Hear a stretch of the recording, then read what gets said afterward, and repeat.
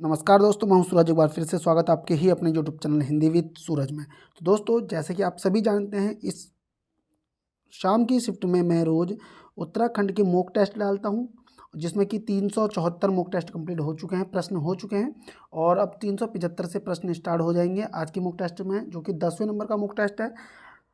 आप अगर चैनल में नए हैं और उत्तराखंड की तैयारी कर रहे हैं, उत्तराखंड के किसी एग्जाम की, तो आप चैनल को सब्सक्राइब कर सकते हैं। उसका कारण क्या है कि इसमें रोज़ मॉक टेस्ट आपको देखने को मिलते हैं। सुबह की शिफ्ट में हमने हिंदी साहित्य की वीडियो भी स्टार्ट कर दी है, जो कि आने वाले प्रवक्ता एग्जाम के लिए महत्वपूर्ण होगी दोस्तों। तो ज़्यादा समय नहीं लेते, चलते हैं प्रश्न की तरफ। अगर आप चैनल में नए हैं तो चैनल को सब्सक्राइब कर सकते हैं, क्योंकि इसमें रोज़ आपको अच्छे से अच्छे प्रश्न देखने को मिलते हैं। तो देखते हैं पहला प्रश्न 375 नंबर पे जा रहा है। गुलाबी कांठा बुग्याल स्थित है हरसिल के निकट, जोशीमठ के निकट, हनुमान चट्टी के निकट, फूलों की घाटी के निकट। तो इस प्रश्न का सही उत्तर क्या हो जाएगा? हनुमान चट्टी के निकट। बढ़ते हैं अगले प्रश्न में। 376 नंबर पे प्रश्न आ रहा है। राज्य के ऊंचाई पर स्थित बुग्यालों में डोरवा पारंपरिक वस्त्र पहने चरवाहों को कहा जाता है। डोरवा वस्त्र पहने चरवाहों को कहा जाता है। पालसी, बकरखाल, लवड़िया, वाल्च या सभी। तो इस प्रश्न का सही उत्तर क्या हो जाएगा दोस्तों? ऑप्शन डी, सभी। हम रेड कलर लेते हैं, क्या कहते हैं इसको? सभी हम कहते हैं। अब बढ़ते हैं अगले प्रश्न की तरफ। 377 नंबर पे प्रश्न आ रहा है आपका। किस पुस्तक में उत्तराखंड भू क्षेत्र को वानस्पतिक बगीचा कहा गया है, जबकि हिमालय को हिम वान औषधि भूमि नाम कहा गया है? अष्टाध्यायी, चरक संहिता, पंचतंत्र, राजतरंगिणी। तो इस प्रश्न का सही उत्तर क्या है आपका? चरक संहिता में उत्तराखंड के भू क्षेत्र को क्या कहा गया है? वानस्पतिक बगीचा। और हिमालय को कहा गया है हिमवान औषधि। अगला प्रश्न आ रहा है आपका 378 प्रश्न। राज्य में सर्वप्रथम किस औषधीय पौधे की खोज शुरू राज्य में सर्वप्रथम किस औषधीय पौधे की खेती शुरू की गई? जिरेनियम, जैट्रोफा, बेलाडोना, अफीम। इस प्रश्न का सही उत्तर है बेलाडोना। 1903 के समथिंग। और एक चीज 1903 में मिला था बेलाडोना। अब एक प्रश्न मेरा और आ रहा है यहाँ पे, चलो मैं भी पूछता हूँ। रुको, पहले एक दो क्वेश्चन और जान दो, क्योंकि फिर मैं रुकूंगा तो अच्छा नहीं लगेगा। 379 नंबर पे प्रश्न आ रहा है आपका। प्रश्न आ रहा है 379। जड़ी बूटियों के संग्रहण का कार्य सर्वप्रथम सहकारिता विभाग द्वारा शुरू किया गया। 1742, 1972, 1834, 1890। तो इस प्रश्न का सही उत्तर है 1972 से। कब से? 1972 से किया गया था। किसका? जड़ी बूटियों के संग्रहण का कार्य सहकारिता विभाग द्वारा।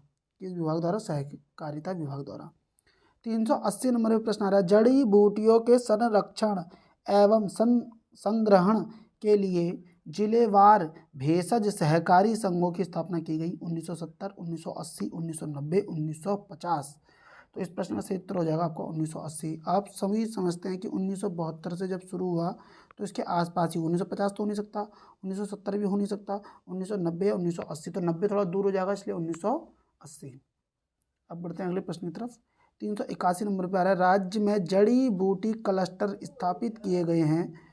मोहनरी व देघाट अल्मोड़ा, जखरी खाल पौड़ी, जोशीमठ चमोली, सभी। तो इस प्रश्न का सही उत्तर हो जाएगा ऑप्शन डी, सभी में जड़ी बूटी क्लस्टर स्थापित किए गए हैं। मोनहरी देघाट में भी, जहरी खाल पौड़ी में भी, जोशीमठ चमोली में भी। अगला प्रश्न आ रहा है 382 नंबर पर। वन प्रबंधन अधिनियम 1982 में कितनी जड़ी बूटियों को प्रतिबंधित किया गया? 114, 118, 142, 146। तो इस प्रश्न का सही उत्तर है ऑप्शन ए, 114 जड़ी बूटियों को क्या कर दिया गया? प्रतिबंधित कर दिया गया। अब बढ़ते हैं अगले प्रश्न की तरफ। 383 नंबर पे प्रश्न आ रहा है आपका। हर्सिल हर्बल गार्डन की स्थापना की गई। गोपेश्वर, श्रीनगर, शांति कुंज, मुनि की रीति। तो इस प्रश्न का सही उत्तर हो जाएगा आपका मुनि की रीति। अब बढ़ते हैं अगले प्रश्न की तरफ। 384 नंबर पे प्रश्न आ रहा है आपका। सुगंध जड़ी बूटियों के कृषिकरण, प्रसंस्करण तथा विपणन के लिए जड़ी बूटी शोध एवं विकास केंद्र के तहत एक स्वतंत्र इकाई की स्थापना की गई? सेलाकुई, झांझरा, डोईवाला, ऋषिकेश। तो इस प्रश्न का सही उत्तर क्या हो जाएगा आपका? सेलाकुई। अब पढ़ते हैं 385 नंबर पर। जड़ी बूटियों के विपणन को सुव्यवस्थित करने के लिए जड़ी बूटी मंडियों की स्थापना की गई। ऋषिकेश, टनकपुर, रामनगर, सभी। तो इस प्रश्न का उत्तर हो जाएगा आपका ऑप्शन डी, सभी। अब बढ़ते हैं आपका 386 नंबर पर। उत्तराखंड का जड़ी बूटी विकास एवं अनुसंधान संस्थान HRDI स्थित है? जोशीमठ, पोखरी, गोपेश्वर, थराली। तो इस प्रश्न का सही उत्तर क्या हो जाएगा आपका? गोपेश्वर में। ठीक है, उत्तराखंड का जड़ी बूटी विकास एवं अनुसंधान संस्थान। बढ़ते हैं अगले प्रश्न की तरफ। HRDI की स्थापना कब की गई? 1962, 1989, 1948, 1998। तो इस प्रश्न का सही उत्तर क्या हो जाएगा आपका? 1989, ऑप्शन बी इसका राइट है। कहाँ पर ये? अभी अभी हम पढ़ के गए हैं ऊपर, देखो गोपेश्वर में। कहाँ पे है ये? गोपेश्वर में बना। थोड़ा छोटा कर देते हैं, ये देखो गोपेश्वर में HDI ये स्थापना 1889 में। ठीक है, बढ़ते हैं अगले प्रश्न की तरफ। 388 नंबर पर प्रश्न आ रहा है आपका। राज्य में सर्वाधिक प्रतिशत 28.8% वन मिलते हैं 1500 से 4000 मीटर की ऊंचाई पर, 3000 से 4500 मीटर की ऊंचाई पर, 2000 से 5000 मीटर की ऊंचाई पर, 1800 से 3000 मीटर की ऊंचाई पर। तो इस प्रश्न का सही उत्तर क्या हो जाएगा आपका? 1800 से 3000 मीटर की ऊंचाई पर सर्वाधिक प्रतिशत में क्या मिलते हैं? वन मिलते हैं। कितने? 28.8%। अब बढ़ते हैं अगले प्रश्न की तरफ। 389। राज्य में सबसे कम प्रतिशत 7.5% वन मिलते हैं 3000 मीटर से ऊंचाई पर, 8000 मीटर से अधिक ऊंचाई पर, 1000 मीटर से अधिक ऊंचाई पर, 5000 मीटर से अधिक ऊंचाई पर। तो इस प्रश्न का सही उत्तर क्या हो जाएगा आपका? 3000 मीटर से अधिक ऊंचाई पर सबसे कम वन हमें मिलते हैं। कितने ऊंचाई पर? 3000 मीटर से अधिक ऊंचाई पर। 390 नंबर का प्रश्न है। राज्य के उपोष्ण कटिबंधीय वनों का प्रमुख वृक्ष है? चीड़, शाल, देवदार, बुरांस। तो इस प्रश्न का सही उत्तर क्या हो जाएगा आपका? शाल वृक्ष। कौन सा? उपोष्ण। मैं यहाँ पे फिर कर देता हूँ। उपोष्ण कटिबंधीय वनों का, उपोष्ण कटिबंधीय वनों का प्रमुख वन कौन सा है? साल वन है। अगला प्रश्न आ रहा है 391 नंबर पर। राज्य में उष्ण कटिबंधीय शुष्क वन 1500 मीटर से कम ऊंचाई वाले उन क्षेत्रों में पाए जाते हैं जहां वर्षा अधिक होती है, वर्षा कम होती है, वर्षा अत्यधिक होती है, वर्षा नहीं होती है। तो इस प्रश्न का सही उत्तर हो जाएगा वर्षा जहाँ पे कम होती है वहाँ पे उष्ण कटिबंधीय शुष्क वन 1500 से मीटर से कम ऊंचाई वाले क्षेत्रों में पाए जाते हैं। उष्ण कटिबंधीय शुष्क वन 1500 मीटर से नीचे पाए जा रहे हैं और वहाँ पे कम वर्षा वाला क्षेत्र होता है। अगला प्रश्न आ रहा है आपका 392 नंबर पे। चीड़ से वह कौन सा पदार्थ प्राप्त होता है जिसका उपयोग बिरोजा तथा तारपिन बनाने में किया जाता है? भमोर, अंजार, छिलुक और लीसा। इस प्रश्न का सही उत्तर क्या हो जाएगा आपका? लीसा। ठीक है, आप सभी ने देखा होगा लीसा निकालने के लिए कीप सी लगी होती है पेड़ों में। 394 नंबर पर प्रश्न आ रहा है। राज्य में वन एवं पर्यावरण के लिए संकट बनी अनुपयोगी वनस्पतियां जिनके उन्मूलन का प्रयास 2010 से ही किया जा रहा है कौन सी है? लैंटाना, उर्टी, अमेला नटग्रास, गाजर घास, सभी। तो इस प्रश्न का सही उत्तर क्या हो जाएगा आपका? Option D. ठीक है, देखो इसमें एक क्वेश्चन मिस हो गया है सॉरी सॉरी 394। तो इसका आंसर क्या था? 394 का ऑप्शन डी, सभी। ठीक है, राज्य में वन पर एवं पर्यावरण के लिए संकट बनी अनुपयोगी वनस्पतियां जिनके उन्मूलन का प्रयास 2010 से, कब से, 2010 से ही किया जा रहा है। लैंटाना कुर्टी, अमेला नटग्रास और गाजर घास। ये तो पेपर में बन भी गया है एक दो बार, गाजर घास सभी। अब बढ़ते हैं 395 नंबर पर। उत्तराखंड का वरदान और स्थानीय भाषा में शिव की जटा कहे जाने वाले शीतोष्ण कटिबंधीय वृक्ष कौन सा? देखो, शीतोष्ण कटिबंधीय वृक्ष बांज की पूरे विश्व में 10 प्रजातियां पाई जाती हैं, लेकिन उत्तराखंड में केवल कितनी प्रजातियां पाई जाती है? पूरे विश्व में 40, तो उत्तराखंड में कितनी? वो भी बांज की, जो कि शीत उष्ण कटिबंधीय है। तो इस प्रश्न का सही उत्तर क्या हो जाएगा? 5 या 8, 6 या फिर 15। तो उसका ऑप्शन ए इसका राइट है 5। 396 पर है, बांज की कौन सी प्रजाति उत्तराखंड के पर्यावरण सुरक्षा तथा जनमानस की उपयोगिता की दृष्टि से अत्यधिक महत्वपूर्ण है? लाल प्रजाति, सफेद प्रजाति, पीली प्रजाति, भूरी प्रजाति। किसकी बोल रहा है ये? बांज की। तो इस प्रश्न का सही उत्तर हो जाएगा आपकी सफेद प्रजाति। दृष्टि से अत्यधिक महत्वपूर्ण है, जनमानस की, पर्यावरण सुरक्षा और जनमानस की उपयोगिता के लिए सफेद प्रजाति बांज की। और देखो कैसी प्रजाति है ये, और ये कैसा पौधा है? शीतोष्ण कटिबंधीय का है, याद रखना। 5, 40 प्रजातियां विश्व में, उत्तराखंड में 5 प्रजाति। इस चीज को आप लोग याद रखेंगे। कोयला तथा कृषि यंत्र बनाने व पशु चारा हेतु उपयोगी सदाबहार वृक्ष कौन सा वृक्ष? देखो, सदाबहार वृक्ष बांज, पीपल, बरगद, बुरांस। तो इस प्रश्न का सही उत्तर क्या हो जाएगा? ऑप्शन ए बांज वृक्ष। 398 नंबर पर आ रहा है, सबसे उत्तम इमारती लकड़ी व तेल निकालने हेतु उपयोगी सागौन, साल, देवदार, यूकेलिप्टस। तो इस प्रश्न का सही उत्तर हो जाएगा आपका देवदार। सबसे उत्तम इमारती लकड़ी भी हो गई और तेल निकालने हेतु भी कौन सी होती है? देवदार। अगला प्रश्न आ रहा है 399 नंबर पर, टिहरी रियासत के विरुद्ध 1930 में चले रवाई या तिलाड़ी आंदोलन के क्या उद्देश्य थे? टिहरी को स्वतंत्र करना, टिहरी में कुली बेगार समाप्त करना, नए वन कानून को समाप्त करना, टिहरी को शिक्षित करना। तो इस प्रश्न का सही उत्तर क्या था? नए वन कानून को समाप्त करना। 400 नंबर पर प्रश्न आ रहा है, तिलाड़ी आंदोलन से संबंधित किस तिथि को आज भी शहीद दिवस के रूप में मनाया जाता है? 20 मई, 25 मई, फिर से 25 मई, फिर 30 मई। तो इस प्रश्न का सही उत्तर क्या हो जाएगा? आप सभी जानते हैं 30 मई। ठीक है, 30 मई को तिलाड़ी कांड हुआ ना, ये रहा देखो 1930। 401 नंबर पर प्रश्न आ रहा है, 1972-73 में रैणी के वनों की अंधाधुंध कटाई के विरुद्ध गोपेश्वर चमोली में चिपको आंदोलन का सूत्रपात करने वाली 23 वर्षीय विधवा थी गौरा देवी, मौला देवी, दीपा देवी, बचूली देवी। तो इस प्रश्न का सही उत्तर क्या हो जाएगा? Option A Gaura Devi. खेजड़ी वृक्ष का नाम सभी ने सुना होगा, है ना, खेजड़ी वृक्ष था।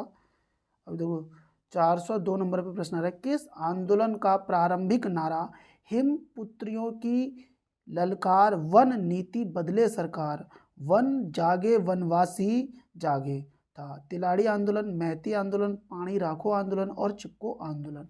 तो इस प्रश्न का सही उत्तर क्या हो जाएगा? ऑप्शन डी चिपको आंदोलन का। हिम पुत्रियों की यही ललकार, वन नीति बदले सरकार।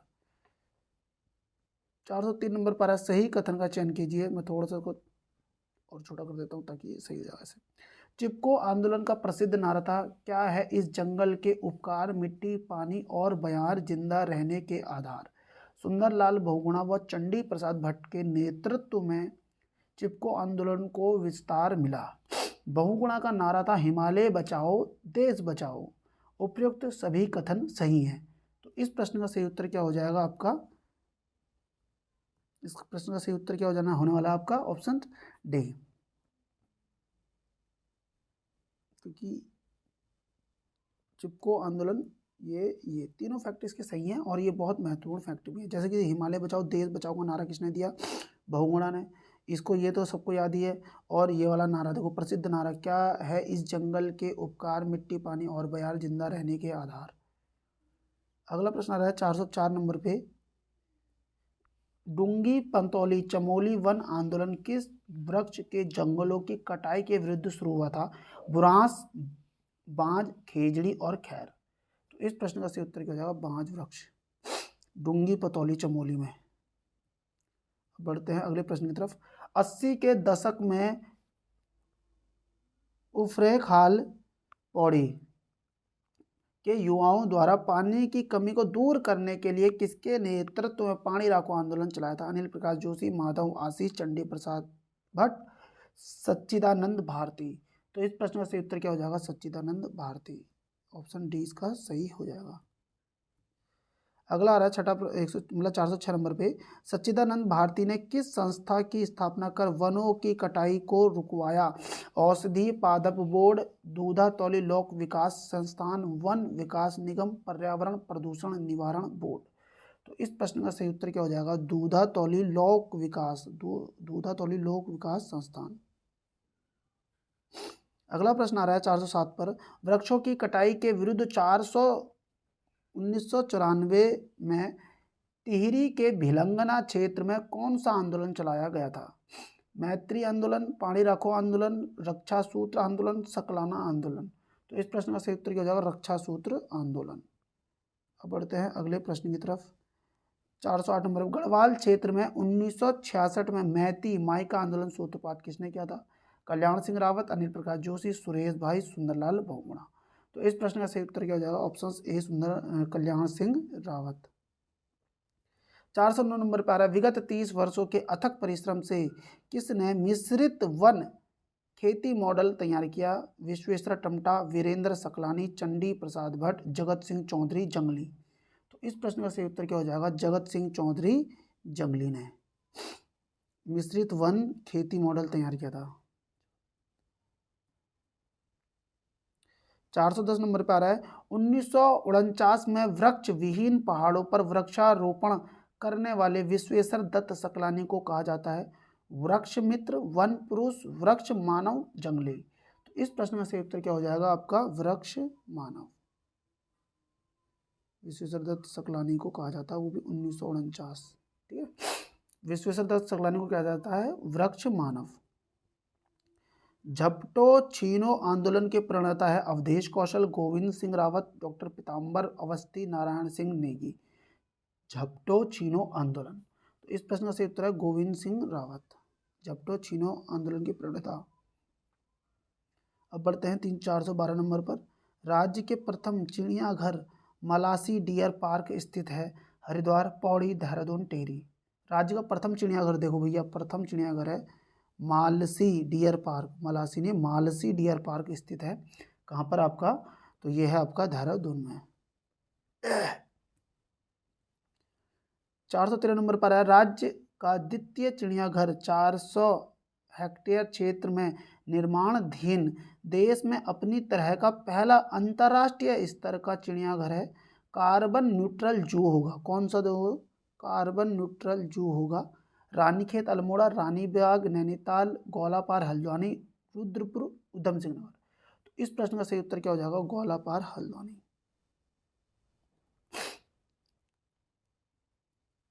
अगला प्रश्न आ रहा है 414 नंबर पर। राज्य का प्रथम वन्य जीव संरक्षण केंद्र मोतीचूर वन्य जीव विहार 1935 था, जिसे बाद में शामिल कर लिया गया राजाजी में, गंगोत्री में, कॉर्बेट में, नंदा देवी में।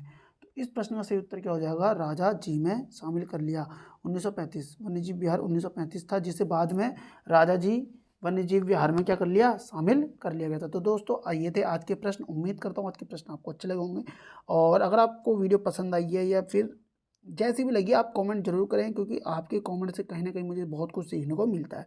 तो उम्मीद करता हूँ आप लाइक भी करेंगे, कमेंट भी करेंगे और चैनल को सब्सक्राइब भी करेंगे। मिलते हैं आपसे नेक्स्ट वीडियो में, तब तक के लिए थैंक यू और बाय बाय।